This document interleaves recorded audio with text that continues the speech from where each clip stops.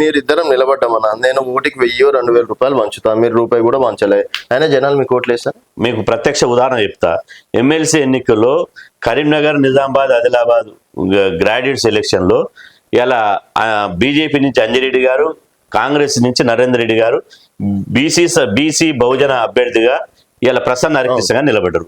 మరి ఏ పైసలు పంచిన వాళ్ళిద్దరూ ఇలా ఓటును నోటుతోడు కొన్నారు. కానీ ఒక బీసీ అభ్యర్థి ప్రసన్న హరికృష్ణ ఒక్క లిక్కర్ చుక్క పంచలేదు, ఒక్క నోటు కూడా పంచలేదు. మరి 64,000 పైగా ఇలా ఓట్లు వచ్చినాయి. ఎక్కడ కూడా బూతుల కూర్చోడానికి ఏజెంట్లు లేరు ఆయనకు. కానీ ఒక వాదంతో, ఒక ప్రశ్నించేవాడు, ఒక విద్యావంతుడు, ఒక బహుజనుడు, ఒక బీసీ అని చెప్పి ఒక వాదంతో 62,000 వచ్చినాయి. ఇలా నల్గొండలో పూల రవీందర్ గారు పోటీ చేస్తే స్వచ్ఛందంగా టీచర్లు ఇలా దగ్గర 3,600-3,800 ఓట్లు వేశారు.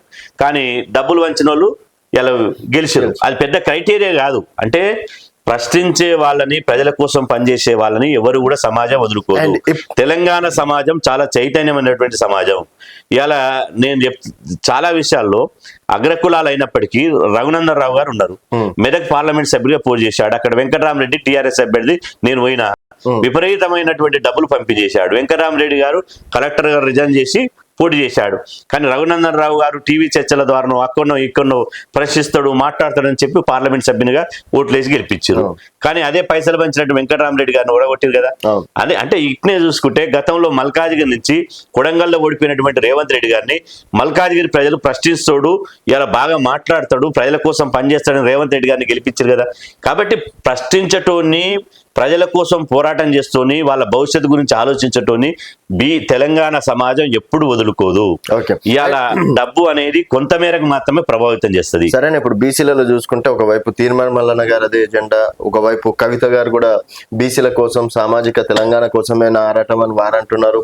ఇప్పుడు మీరు కావచ్చు, తర్వాత ఇట్లా రకరకాల కొంతమంది ఉన్నారు, అంటే పేరున్న నేతల్లో పేర్లు చెప్పి.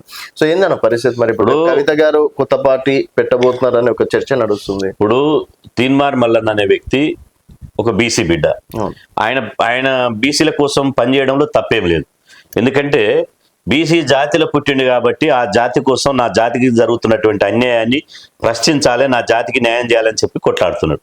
అది అందరి సమర్థనీయమే. కానీ ఇక్కడ కవిత గారి విషయానికి వస్తే, కవిత గారికి బీసీ వాదానికి ఏం సంబంధం? కవిత గారు బీసీనా, వాళ్ళ తల్లిగారు బీసీనా, వాళ్ళ అత్తగారు బీసీనా, లేకపోతే ఎవరు బీసీ? వాళ్ళు బీసీ అని. ఇప్పుడు ఆమె నిజంగా ఒక ఆడబిడ్డ, మేము రాజకీయాల్లో రావడాన్ని వ్యతిరేకిస్తలేం, కొత్త పార్టీ పెట్టడాన్ని వ్యతిరేకిస్తలేం.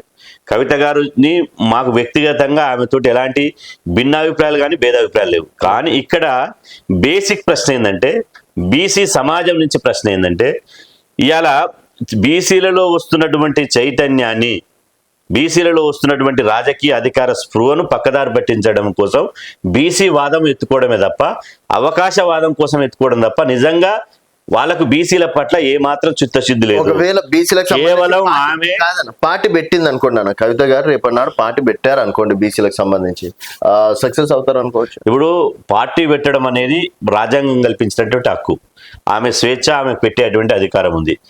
కానీ సక్సెస్ అవుతారా లేదా అనేది ఇలా మనం భవిష్యత్తులో చూడాల్సినటువంటి అవసరం ఉంది. ఎందుకంటే ఇలా ఆమె ఇప్పటి వరకు స్వతంత్రంగా మాలాగా ఏ వారసత్వ రాజకీయాలు లేకుండా ఎదిగినటువంటిగా ఆమె కాదు.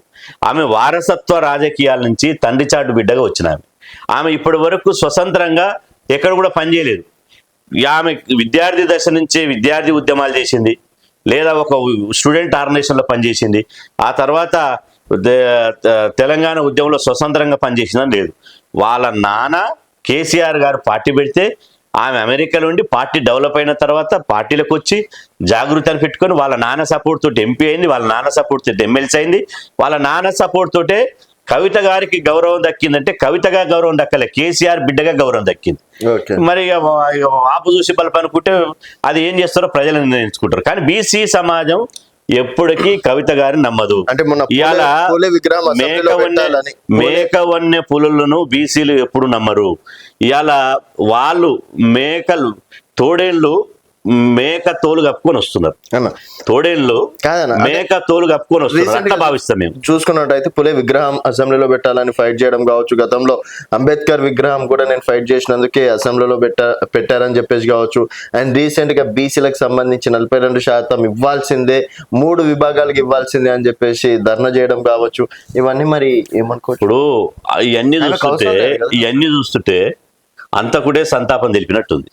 ఓకే. ఇవాళ ఒక అతను రాత్రి పోయిండట, కత్తితోడు పొడిచిండట, వాడిని చంపేసిండు. పొద్దుగాల పోయిండు, మళ్ళీ స్నానం రక్తం మడకలు కడుక్కుండు, స్నానం చేసిండు, వచ్చి పూలదండ వేసి నివాళులు అర్పిస్తున్నాడు దండం పెట్టుకుంటా. ఇవాళ బీసీ రిజర్వేషన్ తగ్గించింది ఎవరు? బీఆర్ఎస్ పార్టీ, మీ నానే కదా, మీరే కదా. అదేవిధంగా 10 ఏళ్ళు అధికారంలో నుండి పూలే విగ్రహం పెట్టనోళ్ళు మీరే కదా. అదేవిధంగా బీసీ బిడ్డ అయినటువంటి ఈటల రాజేందర్ గారిని అవమానించి బర్తరఫ్ చేసింది వాళ్ళు మీరే కదా. బీసీలు అయినటువంటి ఆలయ నరేందర్ను మెడలు బట్టి బయటికి గెంటేసింది మీరే కదా. అదేవిధంగా విజయశాంతిని బయటకు గెంటేసింది మీరే కదా. యూనియన్లు ఉండొద్దు, సంఘాలు పెట్టుకోవద్దు, ఆర్టీసీల యూనియన్ ఉండొద్దు, సింగరేణిల యూనియన్ ఉండొద్దు, అసలు సంఘాలు ఉండొద్దు అని చెప్పి సంఘాలను యూనియన్లు రద్దు చేసిందే మీరు కదా. ఇవాళ మొత్తం ఆ సంఘాలకు గౌరవాధ్యక్షులుగా మీరుంటే రాజీనామాలు చేసిన